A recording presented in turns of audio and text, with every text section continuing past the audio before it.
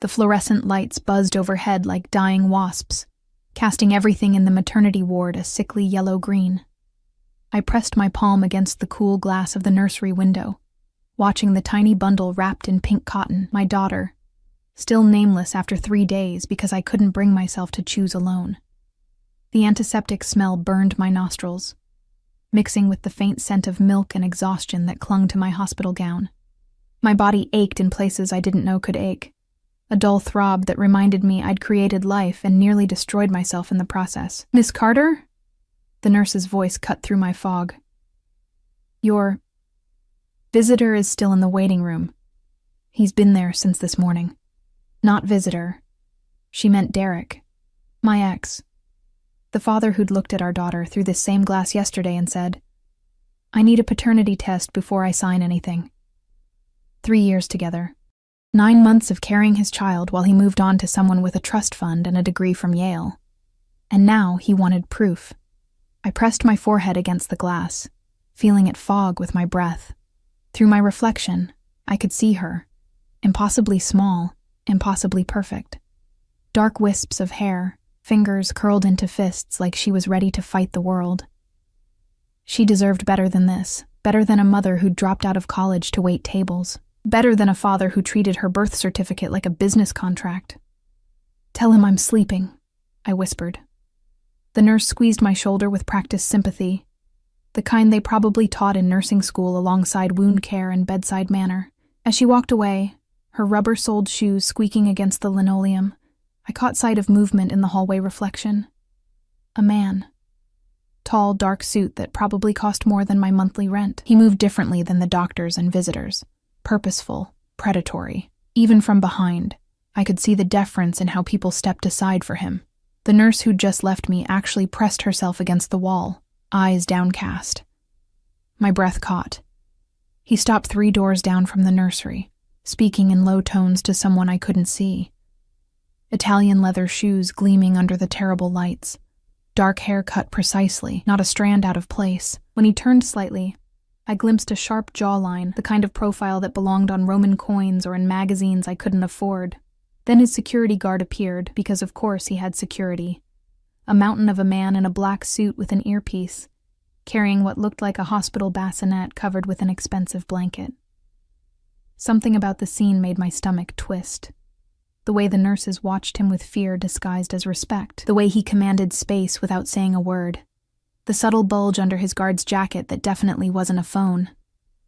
I should have looked away. Should have gone back to my room and dealt with Derek and his demands for DNA tests, and his new girlfriend who'd already posted pregnancy announcements on social media, even though she was barely showing. But I couldn't stop watching. He moved to the nursery window, standing almost where I'd been moments before. His reflection in the glass was all sharp angles and shadows, beautiful in a way that made you think of fallen angels and Greek tragedies. When he looked at the babies, something flickered across his face. Loss, longing, something raw that made him human for just a second. Then his eyes shifted, found mine in the reflection. I should have looked away, but I was exhausted, emotionally drained. And those eyes, dark, intense, burning with something I couldn't name, held me frozen like a rabbit in headlights. The corner of his mouth lifted, barely. Not quite a smile. An acknowledgement. Then Derek's voice shattered the moment. "Emma, we need to talk about this. My lawyer says—" I spun around, my hospital gown swishing against my legs. Derek stood there with his new girlfriend hovering behind him like a designer accessory. All highlighted hair and yoga pants that probably cost more than my car payment. She had her hand on her stomach in that proprietary way pregnant women do, even though she couldn't be more than 12 weeks along. "Your lawyer?" My voice cracked. "She's 3 days old, Derek. 3 days and you've already got lawyers involved? Be reasonable." He had the audacity to look annoyed, like I was the inconvenience. "You know how these things work. I just need to verify." "Verify?" The word tasted like poison. "I was faithful to you for 3 years. You're the one who—" "Don't make a scene." He glanced around, embarrassed, always worried about appearances, about what people thought. "Brittany and I just want to make sure everything's handled properly before—" "Before what? Before you play happy family with her while denying your own daughter?" The man in the suit was closer now. I hadn't seen him move, but he was there, maybe 10 feet away, watching our interaction with eyes that missed nothing. His guard stood slightly behind him, hand resting near that suspicious bulge under his jacket. "Look." Derek lowered his voice, trying for reasonable. "I'll sign the certificate after the test. It's just a formality." "A formality?" My laugh was brittle, sharp enough to cut. "She needs a name, Derek. She needs her birth certificate for insurance, for pediatrician appointments, for—" "Then pick a name and register her with just your name," Brittany interjected, her voice dripping with fake sweetness. Problem solved. Something inside me cracked. Maybe it was the exhaustion. Maybe it was the hormones. Maybe it was 3 days of staring at my daughter through glass and knowing I couldn't give her everything she deserved. "Get out," I whispered. "Emma, be rational. Get out." Louder now. Loud enough that nurses looked over. Loud enough that the man in the expensive suit tilted his head, interest sharpening in those dangerous eyes. Derek held up his hands like I was being hysterical. "Fine. Call me when you're ready to be reasonable. Come on, Britt." They left, her heels clicking against the floor like tiny hammers. I stood there, shaking, feeling tears burn behind my eyes, but refusing to let them fall. Not here. Not where everyone could see how completely I was falling apart. "Bastardo!" a voice said beside me, deep, accented, wrapping around the Italian curse like velvet over steel. I jerked, not having heard him approach. Up close, he was devastating. Not handsome in the conventional sense, but compelling in a way that made it hard to look away. Late 20s, maybe 30. Dark eyes that had seen too much. Full lips that looked like they'd forgotten how to smile. A small scar through his left eyebrow that somehow made him more attractive. "Excuse me?" My voice came out smaller than I intended. "Your ex." He nodded toward the hallway where Derek had disappeared. "He's a bastard.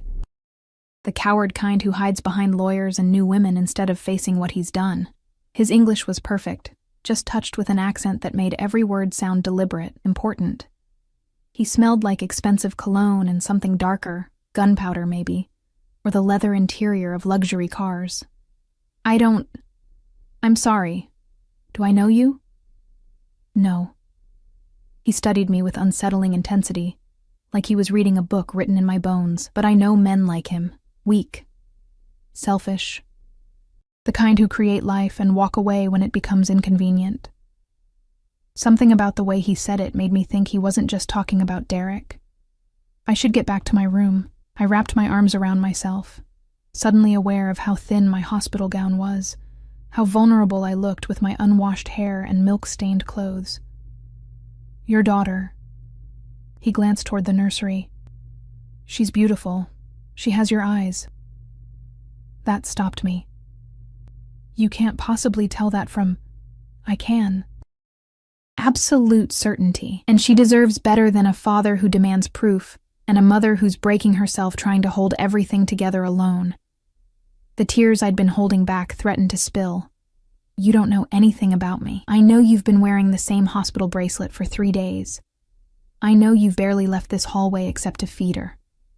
I know you're terrified of what comes next, because you can't see a way forward." He moved closer, close enough that I could feel the heat radiating off him despite the frigid air conditioning. "And I know that when your ex walked away just now, you didn't cry until you thought no one was watching. You're stronger than you think, Emma Carter." Hearing my name in his mouth sent a shiver down my spine. "How do you—" "The nurse said it. I pay attention." His lips curved slightly. "It's how I stay alive." That should have been a warning. Should have sent me running back to my room to lock the door and call security. But I was so tired of being afraid, of being alone, of pretending I had any idea what I was doing. "I'm Dante," he said. "Dante Salvatore." He didn't offer his hand. Men like him didn't shake hands with women like me. They owned, they took, they commanded. Even in introduction, there was possession in the way he said his name, like he was branding it into my memory.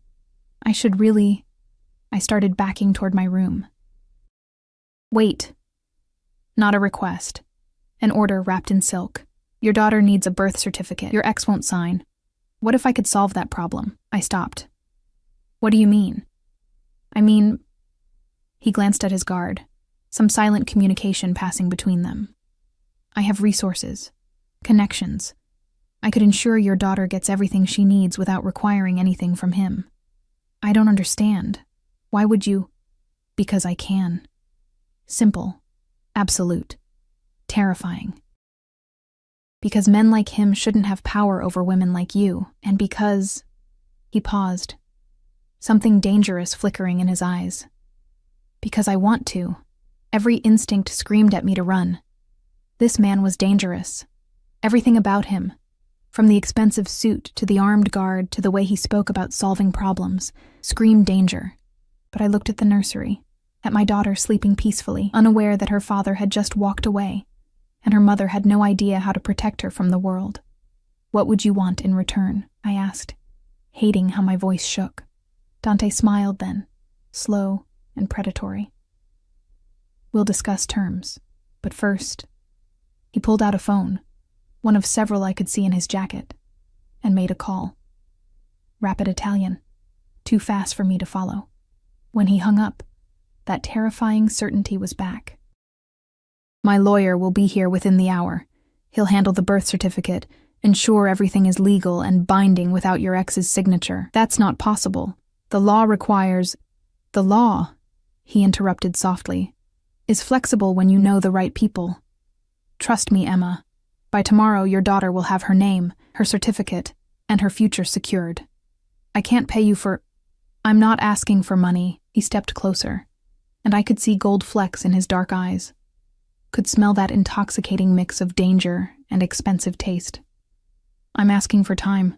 Dinner when you're recovered. A conversation. That's all. That wasn't all.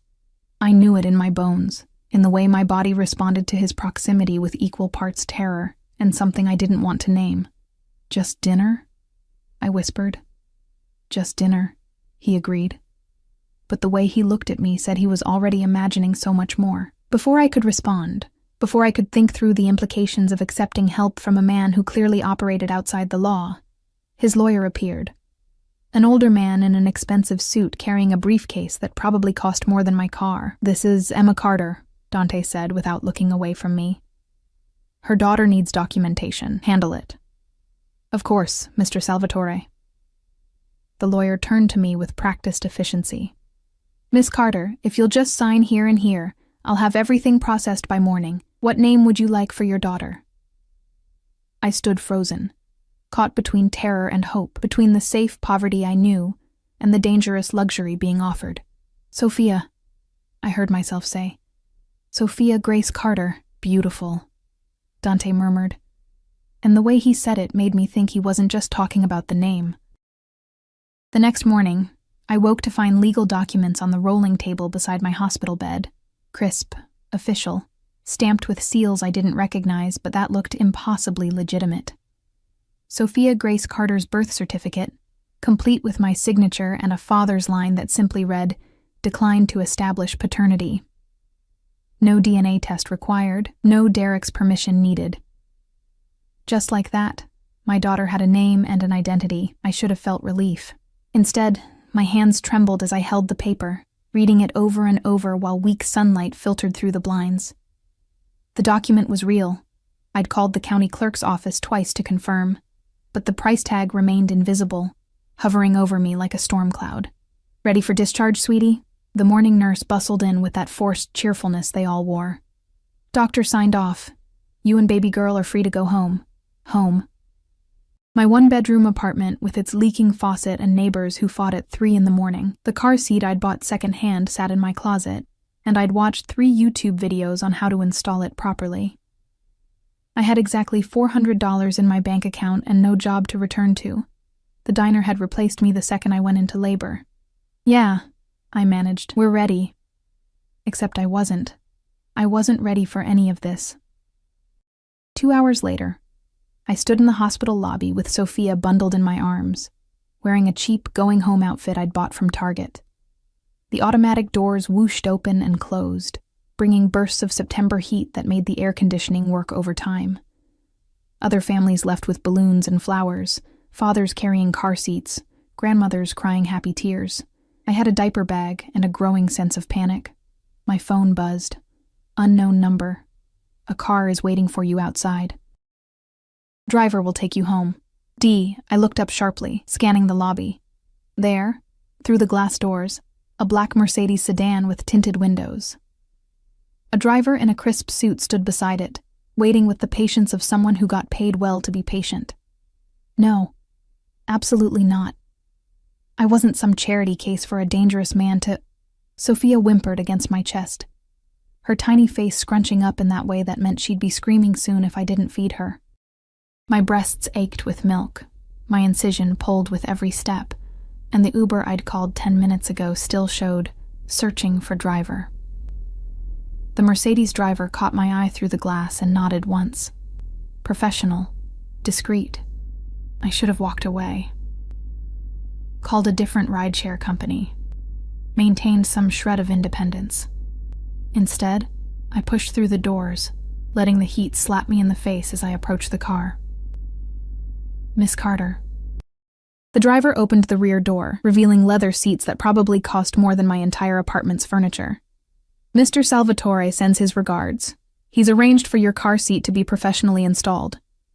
Sure enough, a top-of-the-line infant seat was perfectly secured in the back, not the second-hand one from my closet, but something with every safety feature known to man. I can't accept, I started. He anticipated you'd say that. The driver's expression remained neutral. He said to tell you it's not a gift, it's an investment in ensuring his goddaughter arrives home safely. Goddaughter? The word came out strangled. We're not, nevertheless. The driver gestured to the open door. It's quite hot, Miss Carter. The baby should be out of this sun. He was right. Sophia was already fussing, her face turning red. I looked at the Uber app, still searching. Looked at the Mercedes with its climate-controlled interior and professionally installed car seat. Looked at my daughter, who deserved better than her mother's stubborn pride. I got in the car. The door closed with the solid thunk of German engineering. Inside, it was cool and quiet, smelling of leather and something subtle. The same cologne Dante had worn yesterday. A bottle of water sat in the cup holder beside a small gift bag. What's this? I asked as the driver pulled smoothly away from the hospital. Mr. Salvatore thought you might need refreshments. He caught my eye in the rearview mirror. The bag contains some essentials for the baby. Diapers, wipes, formula in case you need it. Nothing extravagant. I peeked inside. Nothing extravagant apparently meant organic diapers, premium wipes, and European formula that cost $50 a can. There was also an envelope. My hands shook as I opened it. Inside, a card with elegant script. For Sophia's first month. No strings, no expectations. Just breathing room. D behind the card, a check for $5,000. I stopped breathing. $5,000. That was rent for months. Groceries, baby supplies, doctor visits. The breathing room between desperation and survival. I can't accept this, I whispered to the empty car. The driver said nothing, navigating traffic with expert precision. We were heading toward my neighborhood, the part of town where people like Dante Salvatore definitely didn't visit. Where chain-link fences protected nothing worth stealing, and sirens were the neighborhood lullaby. My phone buzzed again. You can accept it. You will accept it. Sophia deserves more than watching her mother drown. Consider it a loan if pride demands it. Pay me back when you're on your feet, or don't. Either way, cash it. D. How did you get my number? The response came immediately. I know everything about you, Emma. Your address, your employment history, your ex's new girlfriend's trust fund. The fact that you've eaten nothing but hospital cafeteria food for 3 days because you've been too afraid to leave the maternity ward. I know you're scared. I know you're alone. And I know you're too stubborn to ask for help even when you're drowning. My breath caught. That should have terrified me, should have sent me scrambling for the door locks, screaming for the driver to stop. Instead, something warm and dangerous unfurled in my chest. Someone saw me. Really saw me. Not the brave face I showed the nurses or the composed mask I wore around Derek. Someone looked past all that and saw the terrified girl underneath. This is insane. You don't even know me. I know enough. And I want to know more. Have dinner with me. Tomorrow night. I'll send a car at 7. I have a newborn. I can't just bring her. I have a house, not a restaurant reservation. My housekeeper raised 6 children. Sophia will be safe while we talk. Why are you doing this? The response took longer this time. When it came, it felt like truth wrapped in barbed wire. Because 10 years ago, someone should have helped my sister when she needed it. No one did. She died alone and afraid, and I've spent every day since then making sure I'm the kind of man who doesn't let that happen to someone else. The car pulled up to my apartment building. The driver got out, retrieving a stroller from the trunk, another expensive piece I definitely hadn't owned yesterday. "What time tomorrow evening, Miss Carter?" he asked, helping me transfer Sophia to the stroller without waking her. I should have said no. Should have thanked him politely, taken my daughter upstairs, and blocked Dante's number. 7, I heard myself say. "I'll be ready at 7. The driver smiled, just slightly. "Excellent.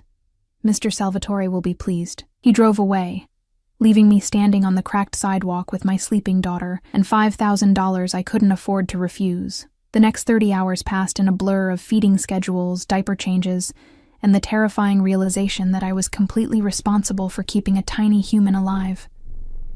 My apartment had never felt smaller. Every cry echoed off the thin walls. Every creak made me jump. Every moment of silence had me checking to make sure Sophia was still breathing.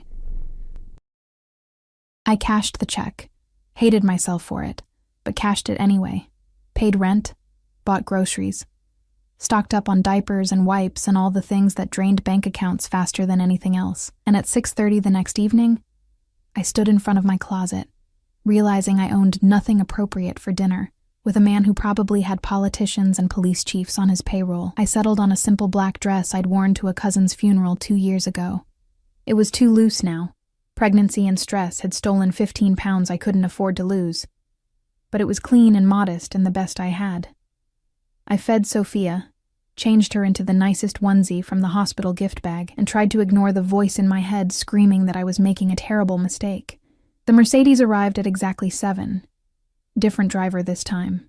Younger, with calculating eyes that swept the street before opening my door. "Miss Carter, I'm Marco. I'll be escorting you this evening." The drive took 40 minutes, heading away from the city into neighborhoods where houses became estates and gates became necessary. We turned onto a private road, passing through security that made airport screening look casual. The driver spoke into his radio in Italian, and massive iron gates swung open. The house beyond was not a house. It was a compound. Modern architecture blending with old-world security, cameras everywhere, guards stationed at intervals, spotlights that could probably be seen from space. "Holy shit," I whispered. Marco's lips twitched. Mr. Salvatore values his privacy. We pulled up to the main entrance, where Dante stood waiting, backlit by warm interior light. He'd traded the suit for dark slacks and a black button-down with the sleeves rolled to his elbows, revealing forearms roped with muscle and a tattoo I couldn't quite make out. Casual wealth, dangerous elegance. He opened my door himself before Marco could move. "Emma." My name sounded different in his mouth. Significant. "Welcome." I tried to get out gracefully while holding Sophia's car seat, failed miserably. His hand caught my elbow, steadying me, and the touch sent electricity straight to my bones. "Easy," he murmured. "Let me." He took the car seat like he'd done it 1,000 times, cradling it with surprising gentleness. "She's grown already. Is that possible? It's been 2 days. 2 days and 17 hours. He glanced at me, something dark and possessive flickering in his eyes. "But who's counting?" He led me inside, through a foyer that belonged in magazines. Marble floors, artwork that was probably worth more than most people's houses, a chandelier that cast prismatic light across everything, but it wasn't cold. There were fresh flowers, warm wood accents, the smell of something delicious cooking. "Maria," he called. A woman in her 60s appeared, her face lighting up when she saw Sophia. Oh, Dio mio, look at this precious angel, Maria. This is Emma and her daughter, Sophia. Emma. Maria essentially raised me after my mother passed. If anyone can handle a newborn, it's her. Maria was already reaching for the car seat with practiced expertise. You go. Have dinner. I will take the best care of this little one. She needs changing, see? And maybe a bottle. I'm breastfeeding, but I pumped some just in case. Perfect. We have everything we need. You relax, talk to Dante, eat something. You look like you haven't had a proper meal in weeks.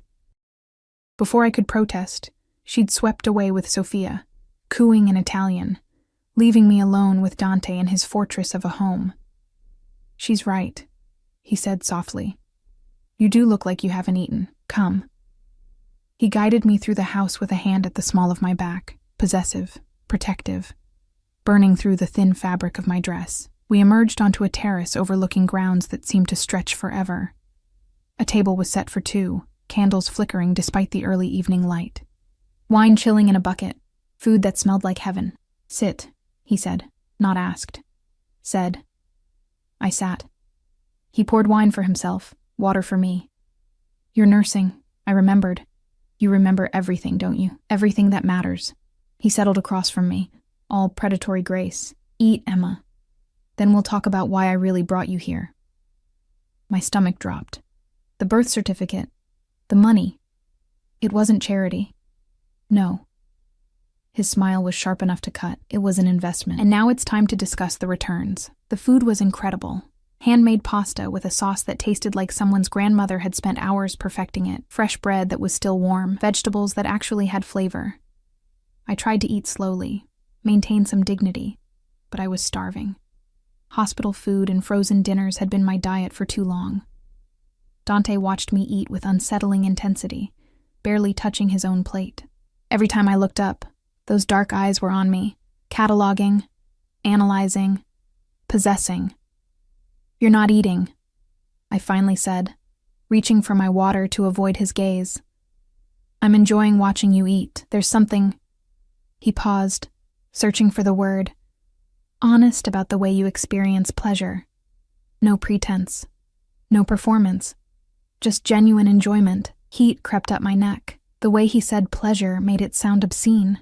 You wanted to talk about returns on your investment, I said, trying to steer us back to safer ground.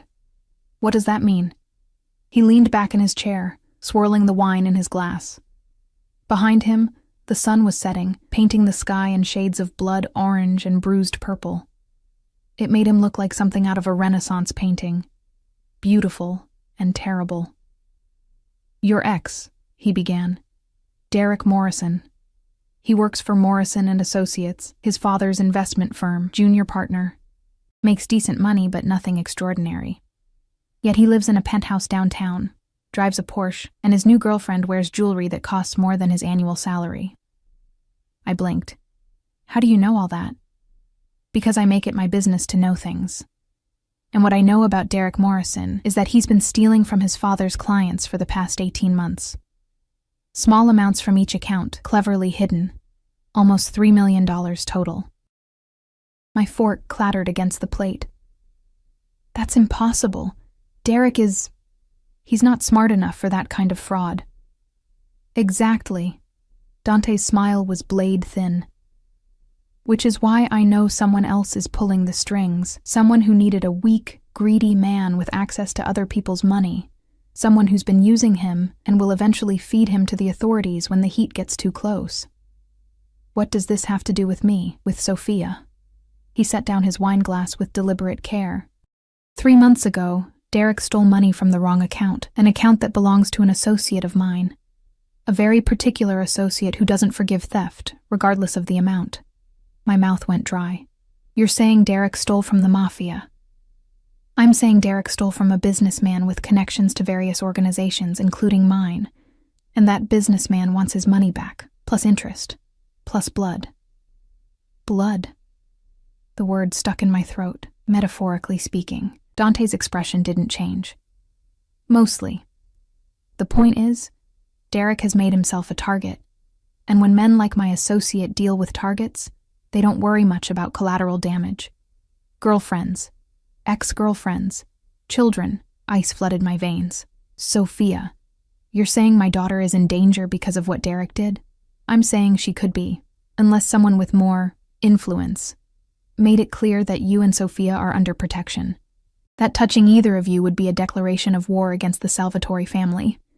I pushed back from the table, standing on shaky legs. This is insane. You're using my daughter as leverage to what? Get back at Derek? Prove some kind of point? He stood too, moving around the table with that predatory grace. I'm offering you protection, real, tangible protection that will keep you and Sophia safe from consequences you didn't create, but will suffer anyway if someone doesn't intervene. And what do you get out of this? I backed away, but there was nowhere to go. The terrace railing pressed against my spine. Men like you don't do anything without getting something in return. You're right. He stopped inches away, close enough that I could feel the heat radiating off him. Smell that intoxicating cologne mixed with something darker. I don't. And what I want, Emma, is you. My breath caught. Excuse me? Not like that. Not yet. His hand came up, fingers ghosting along my jawline without quite touching. I want you in my home, you and Sophia, under my protection, my name, my care. I want to know that when I wake up, you're both safe. That when I come home, you're here. That no one can touch you without going through me first. You want me to be your... what? Your mistress? Your kept woman? I want you to be mine. Simple. Absolute. Terrifying. However you want to define that. Companion? Partner? Eventually, when you're ready, something more. But first and foremost, I want you safe. I want Sophia to grow up knowing she's protected, cherished, given every opportunity life can offer. In exchange for what? My voice shook. My freedom? My independence? Becoming some mob boss's property? His jaw tightened. I'm not a mob boss. I'm a businessman with complicated associations. And I'm not asking for your freedom. I'm offering you more freedom than you've ever had. No more worrying about rent. No more choosing between food and diapers. No more exhausting yourself at a job that doesn't pay enough while Sophia stays with whatever cheap daycare you can afford. I'm offering you security, Emma. Real security. At what cost? Loyalty. His hand dropped to my waist, burning through the thin fabric. Honesty. Your presence in my home, in my life. And eventually, when you're ready, everything else you're willing to give. I should have pushed him away. Should have demanded he call the driver and take me home immediately, but his words had struck something deep. The bone-tired exhaustion of trying to survive alone. The terror of knowing I couldn't protect Sophia from everything. The desperate hope that maybe, just maybe, someone strong enough could. I don't even know you, I whispered. You know enough. You know I keep my promises. You know I have resources to protect you. You know that when I say you'll be safe, I mean it with every connection, every favor, every weapon at my disposal. His other hand came to my face, cupping my cheek with surprising gentleness. And you know that I've been thinking about you every moment since I saw you in that hallway, looking at your daughter like she was worth fighting the world for. Why?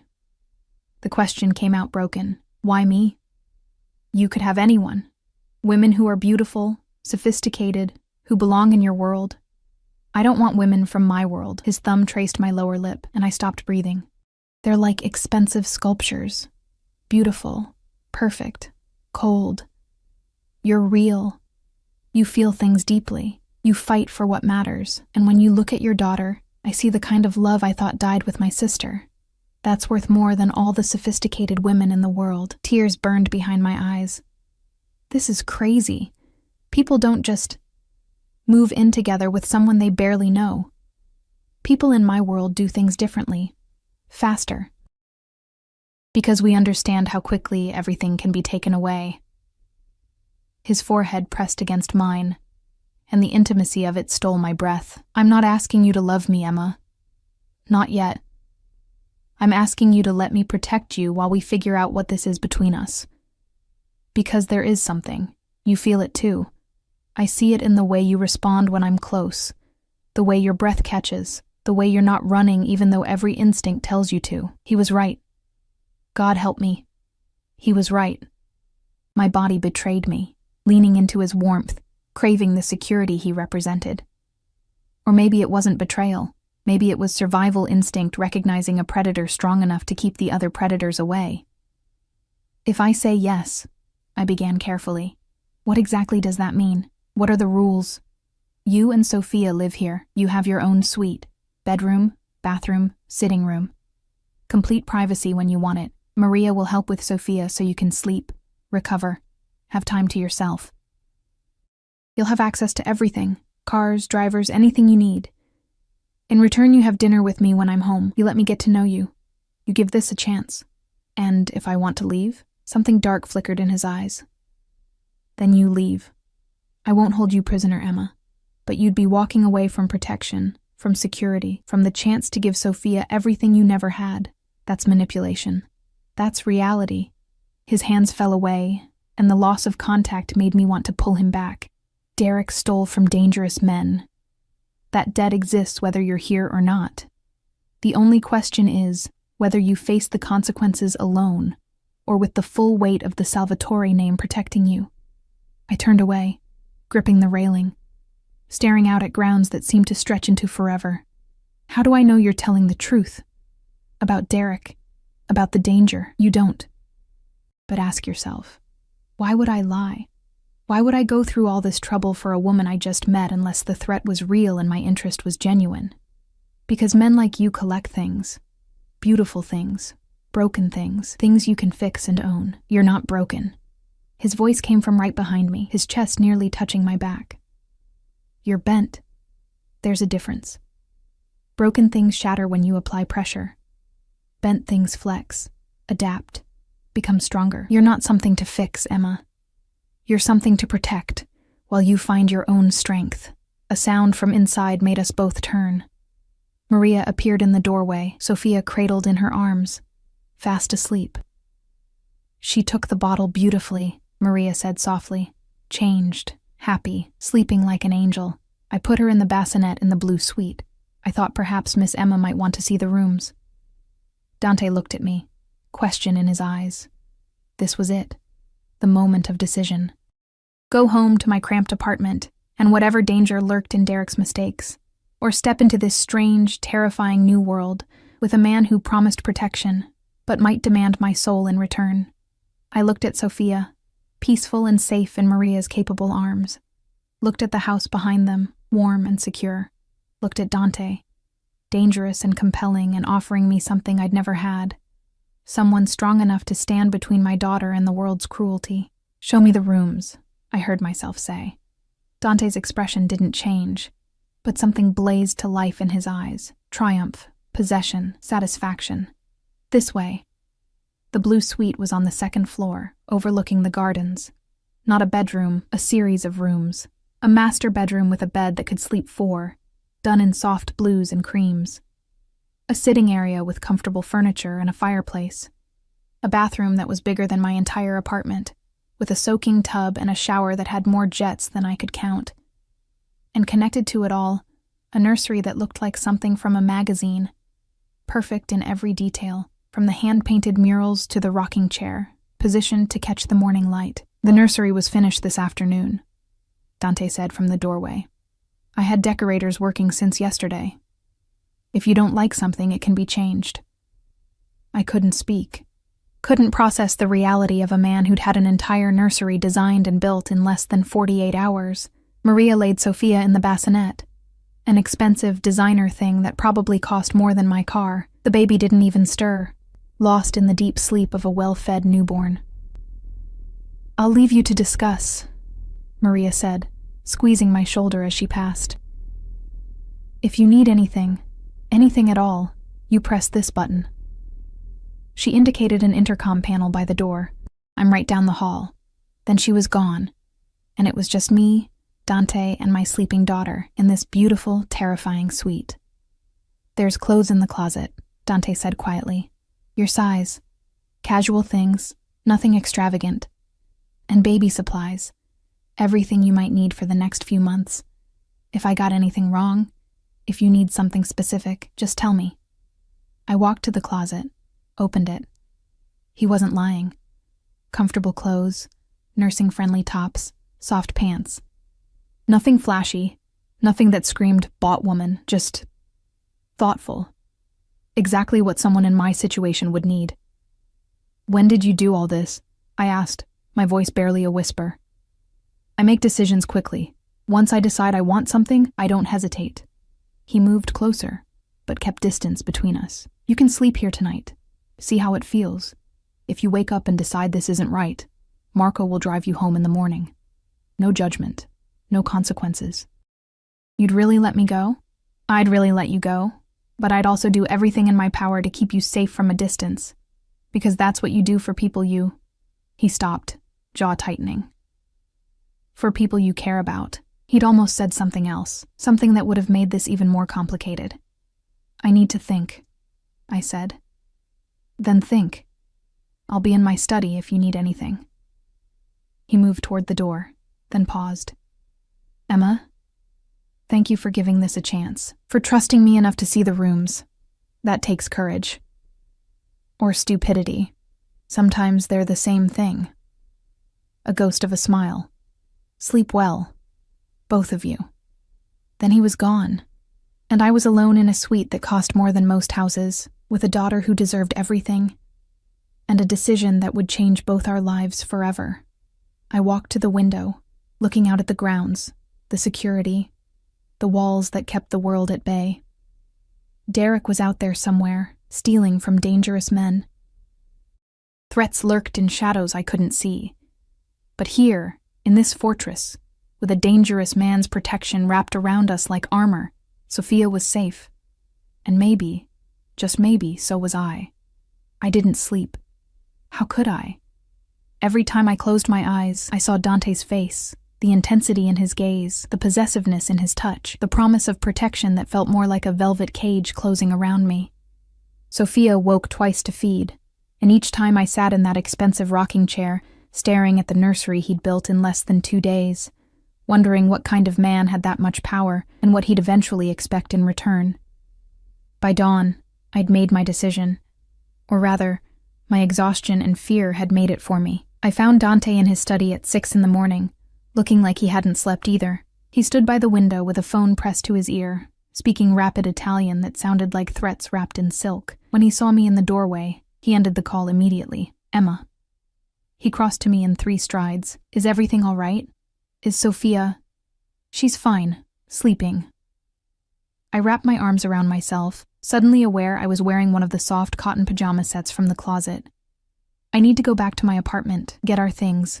If we're doing this, I need to handle some practical matters." Something fierce and satisfied flashed across his face. "We're doing this? For now. Trial basis. If at any point I feel uncomfortable or unsafe or like I've made a mistake, I'm gone. No arguments." "No arguments," he agreed too easily. "I'll have Marco drive you, and security will accompany you." "No." I held up a hand. "I need to do this alone. It's a studio apartment in a bad neighborhood. If I show up with bodyguards and a Mercedes, my landlord will triple my rent or kick me out. I need to pack, pay what I owe, and leave quietly." His jaw tightened. "You're not going alone to a dangerous neighborhood. I've lived there for 2 years. I think I can handle—" "You've lived there for 2 years, without being the target of people looking to collect Derek's debt."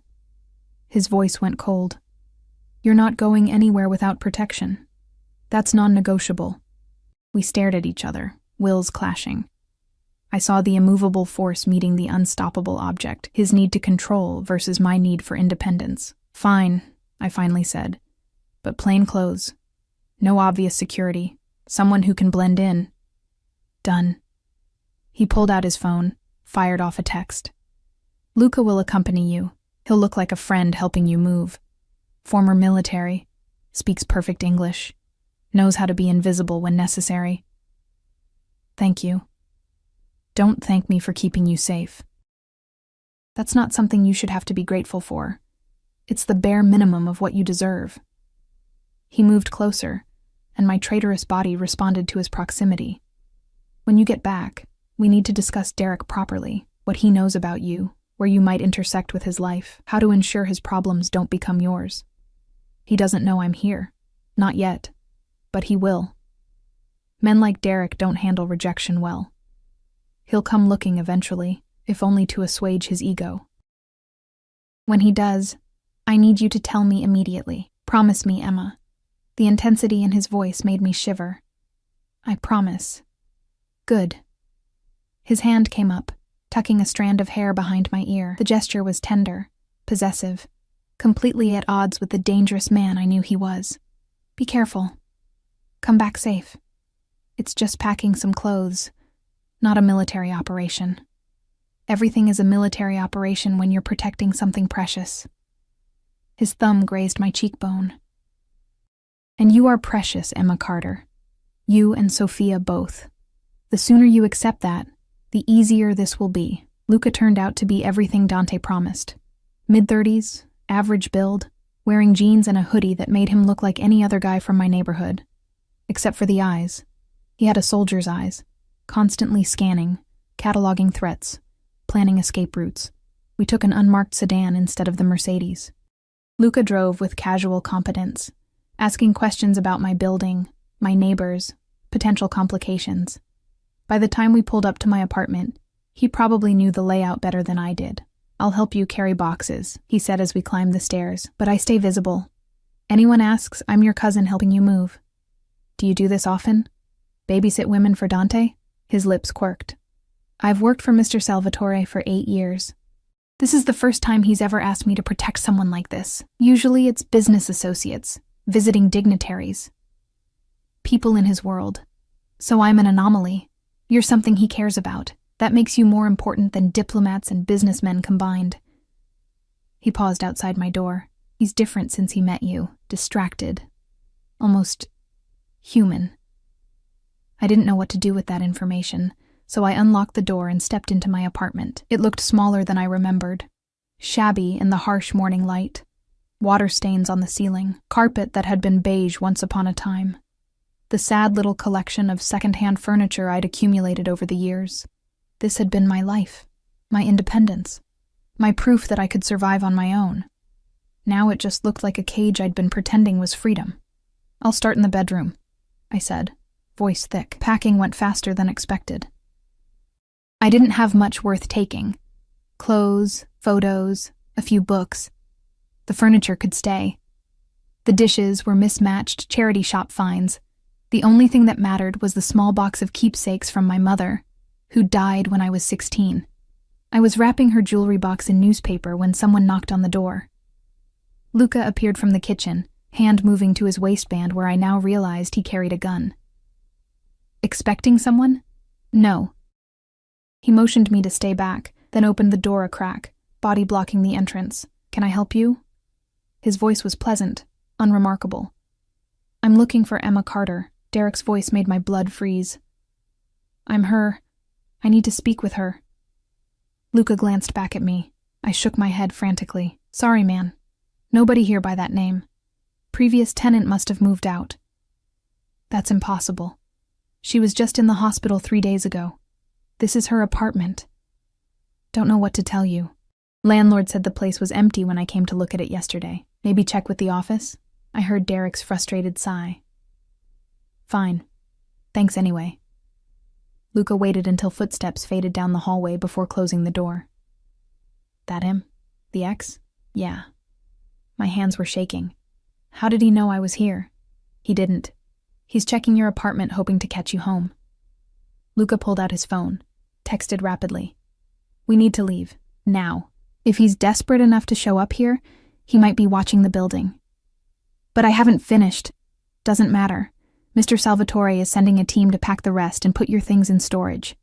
Right now, I need to get you out of here safely. He ushered me toward the door, carrying the box of my mother's things and my hastily packed suitcase. We made it to the car without incident, but I felt eyes on us the whole way. Paranoia or intuition, I couldn't tell. Luca drove away from my neighborhood with practiced casualness that didn't match the tension in his shoulders. Mr. Salvatore wants you back at the house immediately. He's concerned. Concerned was apparently code for furious. The moment we pulled through the gates, Dante was there, yanking open my door before the car fully stopped. Are you hurt? His hands were on me, checking, cataloging, making sure I was intact. I'm fine. Derek showed up, but Luca handled it. Derek showed up. His voice went deadly quiet. At your apartment. Looking for you. Luca told him I'd moved out. He doesn't know where I am. He knows you're gone. That's enough to make him curious. Desperate, Dante pulled me against his chest, and I felt his heart hammering beneath the expensive shirt. This is exactly what I was afraid of. He's circling, looking for leverage. If he can't control you through the baby, he'll try something else. What could he possibly? Information, money, access. Dante pulled back, hands gripping my shoulders. You worked at that diner for 18 months. You know his schedule, his habits, where he goes when he doesn't want to be found. To the people he stole from, that information is valuable, which makes you valuable, which makes you a target. The reality of my situation crashed over me like ice water. I wasn't just running from Derek's rejection. I was running from consequences that could get me killed. What do? I whispered. You stay here. You stay close, and you let me handle this. He tucked me against his side, guiding me toward the house. Come on. Sophia's probably awake and hungry. Maria's been pacing with her for the past 20 minutes. Sure enough, I could hear Sophia's cries before we even entered. Maria appeared with my red-faced daughter, relief flooding her features when she saw me. There you are. She knows her mama was gone. Smart little girl. I took Sophia, feeling her settle immediately against my chest. Her cries faded to whimpers, then stopped altogether as she rooted for milk. The normalcy of it, the simple biology of feeding my child, helped center me. Dante watched us with an expression I couldn't decipher. Hunger, longing, possession, all mixed together. I'll have your things brought up, he said quietly. And I'm increasing security. No one gets near this property without my knowing about it. That includes Derek, his girlfriend, anyone associated with his family's firm. You can't just build a wall around us forever. Watch me. He moved closer, cupping my face with both hands. I told you. You're mine to protect now. That means I do whatever it takes to keep you safe. If that means walls, guards, and making sure Derek Morrison understands that touching you would be the last mistake he ever makes, then that's exactly what I'll do. That sounds like a threat. That's because it is. His thumb traced my lower lip. I don't make idle threats, Emma. And I don't lose what's mine. I'm not yours. Not yet. His smile was predatory. But you will be. It's just a matter of time before you stop fighting what you already feel. The safety, the security, the way your body responds when I'm near. You can lie to yourself, but you can't lie to me. I see you. Remember? All of you. He was right. And that terrified me more than Derek or stolen money or mob connections. Because every hour I spent in this house, every moment of protection and care and attention, I felt myself slipping further into Dante Salvatore's carefully constructed world, and the worst part was, I wasn't sure I wanted to escape anymore. I need to feed Sophia, I said, deflecting, then feed her. I have business to attend to anyway. He pressed a kiss to my forehead, tender, possessive, claiming, we'll have dinner tonight, just us. I want to know everything about you, Emma Carter. Every dream you've deferred, every hope you've buried, every wish you've been too afraid to voice. Because I'm going to make them all come true, whether you think you deserve it or not. He left me standing there, my daughter at my breast, my heart hammering with equal parts terror and anticipation. That night, after Sophia was fed and sleeping in her perfect nursery, after I'd showered in the bathroom that was bigger than my old apartment, I stood by the window in a silk robe that had appeared in the closet. Below, I could see Dante on the terrace, phone to his ear, conducting business in the moonlight. Even from this distance, I could feel his power, his control, the dangerous magnetism that made people bend to his will, and I realized with crystalline clarity that I was already bending, already falling, already his in ways I didn't want to admit. The question was whether I'd break or emerge stronger on the other side. A knock at the door made me turn. Dante stood there, changed into dark slacks and a black shirt, looking like sin personified. Ready for dinner? He asked. No, I wasn't ready for any of this. Yes, I heard myself say. Because ready or not, I was already falling. And Dante Salvatore was the kind of man who always caught what belonged to him. Dinner was on the terrace again, but this time felt different, more intimate. The table was smaller, closer, forcing proximity. Candles flickered between us, casting shadows that made Dante's face look like something carved from marble. Beautiful, cold, eternal. "Tell me about your mother," he said, pouring wine for himself, sparkling water for me. I blinked at the unexpected question. "Why?" "Because I saw how carefully you packed her things. Because there's grief in your eyes when you think no one's watching. Because I want to know what shaped you into the woman sitting across from me." I took a sip of water, buying time. "She died when I was 16. Cancer, fast and brutal. One day she was complaining about headaches. 6 months later she was gone." "And your father?" "Never knew him. Mom said he was a mistake she didn't regret because she got me out of it." I traced patterns on the tablecloth. "After she died, I went into foster care, aged out at 18, started working, saved money for college, met Derek during my sophomore year, thought I'd finally figured out how to build something stable, and then he destroyed it. I agreed. Convinced me to drop out, move in with him, that he'd take care of everything. I was so tired of struggling alone that I believed him. 3 years later, I'm pregnant, and he's trading me in for a newer model with better financial prospects." Dante's knuckles went white around his wine glass. "If you'd let me, I could make him disappear. Permanently." "That's not funny." "I'm not joking." His eyes met mine, dead serious. "One word from you, Emma. One word.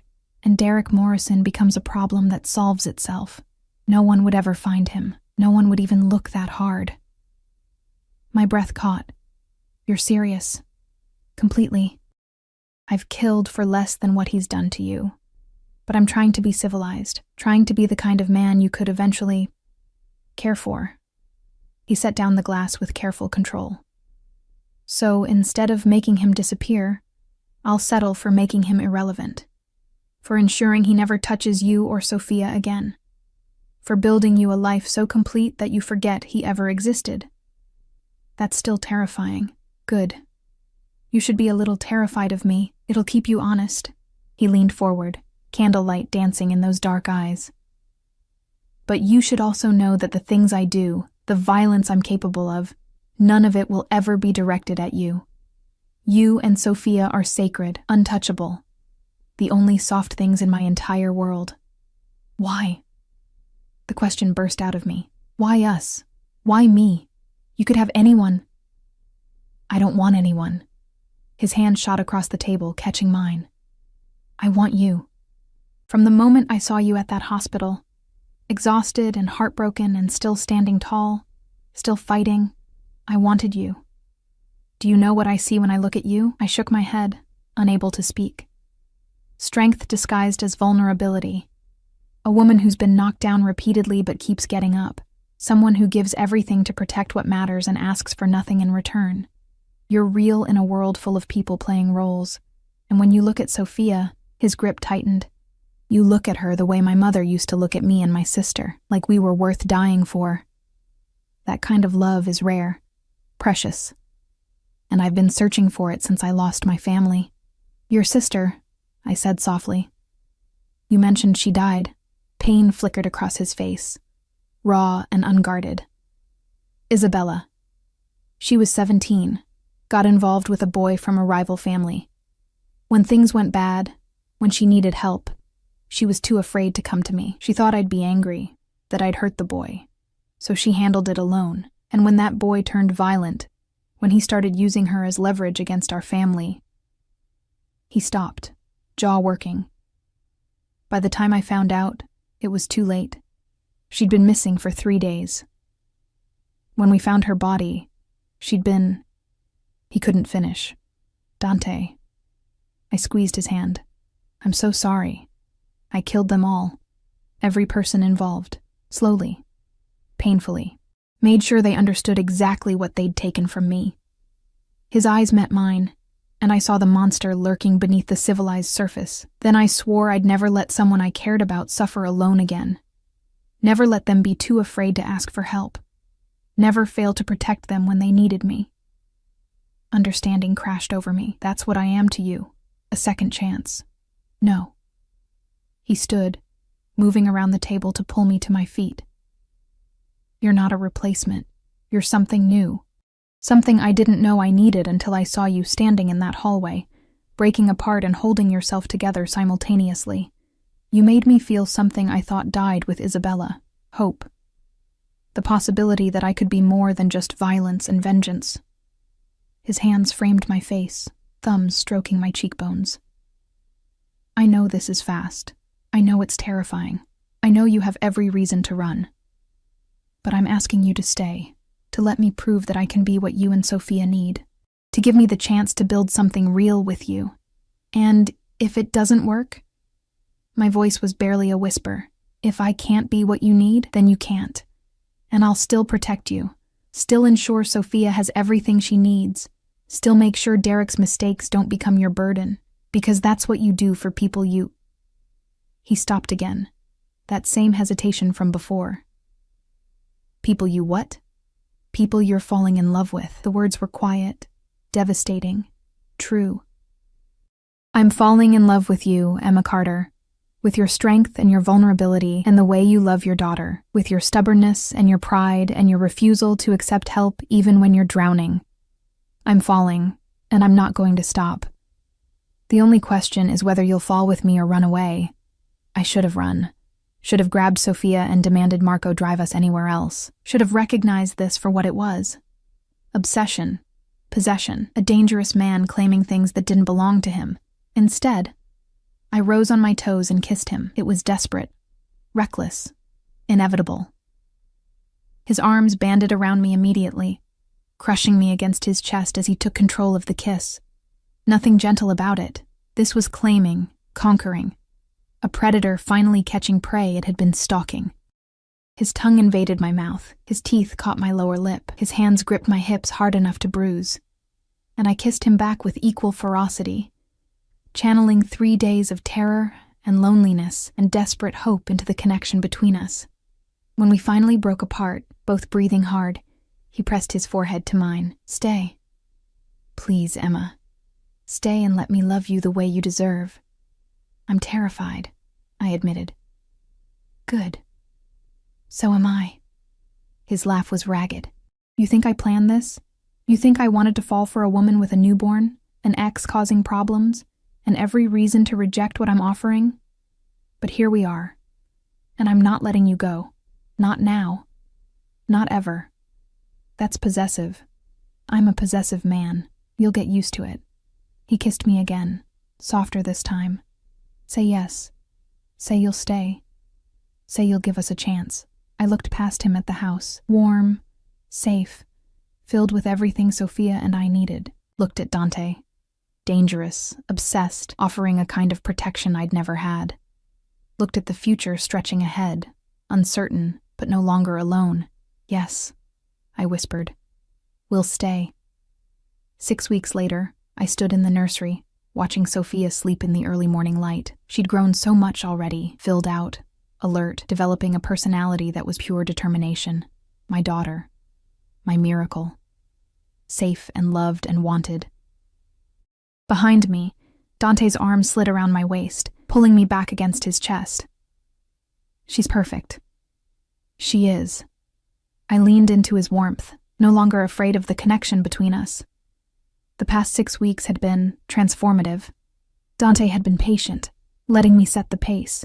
We'd had dinner together every night he was home, talking for hours about everything and nothing. He'd gotten up with Sophia when she cried, learning to change diapers with the same intense focus he brought to business deals.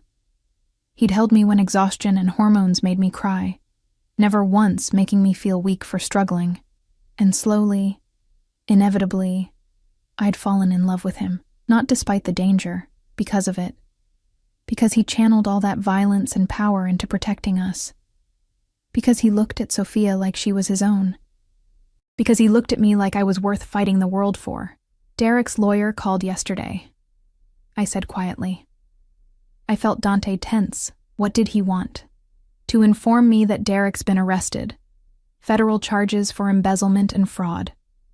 Apparently your associate wasn't the only person he stole from. Apparently not. Dante's voice was carefully neutral. Did you have something to do with that? I may have ensured certain evidence reached the right people at the right time. His arms tightened around me. He was a threat to you. I eliminated the threat. No apologies. I should have been upset. Should have lectured him about vigilante justice and letting the system work. Instead, I turned in his arms, looping my hands behind his neck. Thank you. For putting your ex in prison, for protecting us, for caring enough to make the hard choices. For being the kind of man who doesn't walk away when things get complicated. I'll never walk away. He captured my lips in a kiss that still made my knees weak. You're mine, Emma. You and Sophia both. And I protect what's mine. Possessive, I murmured against his mouth. Always. Another kiss. Deeper. Get used to it. I think I already have. Maria appeared in the doorway, smiling at us. Breakfast is ready. And Mr. Salvatore? Your lawyer is here with those papers you requested. Papers? I looked at Dante questioningly. He pulled a document from his pocket, suddenly looking almost nervous. Dante Salvatore, nervous. It would have been funny if my heart wasn't suddenly racing. Adoption papers, he said quietly. For Sophia. If you'll let me, I want to give her my name. Want to make it official that she's my daughter in every way that matters. Derek signed away his parental rights as part of his plea deal. Apparently avoiding additional charges was worth abandoning his child. So legally there's nothing stopping this, except your permission. Tears burned my eyes. You want to adopt her? I want to be her father. Want her to grow up knowing she's a Salvatore, with all the protection and privilege that brings.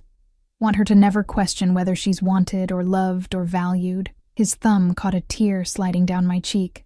But only if you want that too. This is your decision, Emma. Always your decision. I looked at Sophia, sleeping peacefully. Looked at this man who'd crashed into our lives like a beautiful disaster and somehow became our salvation. Thought about the future. Not perfect, never perfect, but safe and loved and together. Yes, I said. Yes, I want that. The smile that broke across his face was radiant, transforming him from dangerous to devastating. Then she's ours. Officially, legally, permanently ours. He kissed me again, and I tasted promise in it. Promise of protection, provision, a love fierce enough to burn away every hurt that came before. Marry me, he said against my lips. What? Marry me. He pulled back, eyes intense. I know it's fast. I know we're still figuring this out, but I'm sure about you, about us, about building a life together. So marry me. Let me make you a Salvatore. Let me give you and Sophia everything you deserve. That's insane. It's perfect. He was already pulling another document from his pocket. A marriage license, half filled out. I had it prepared just in case. All it needs is your signature. Say yes, Emma. Make us a family. Not just in practice, but in name.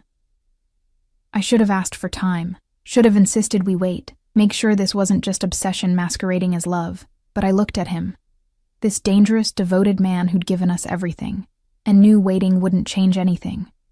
I was already his. Had been since that first night on the terrace when he'd promised to protect us. Yes, I said, let's make it official. His kiss was triumphant, possessive, claiming me completely. When he pulled back, his eyes blazed with satisfaction. Mine, he breathed. Finally, completely mine. Yours. I agreed, as long as you're ours. Always. He scooped me up, making me laugh. Now let's go sign those papers before you change your mind. I'm not risking you coming to your senses. Too late for that. I lost my senses the moment I agreed to dinner with a gorgeous stranger. Best decision you ever made. As he carried me down the stairs, Maria following with a peacefully sleeping Sophia, I realized he was right.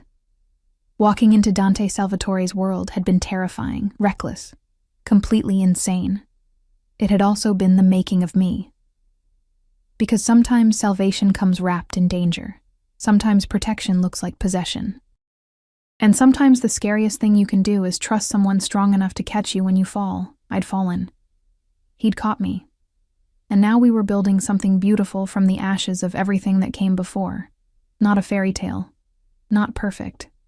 But real, fierce, ours. And that was worth every risk. 3 months later, I stood in the gardens wearing a simple white dress, Sophia sleeping in Maria's arms as Dante and I exchanged vows in front of a handful of witnesses.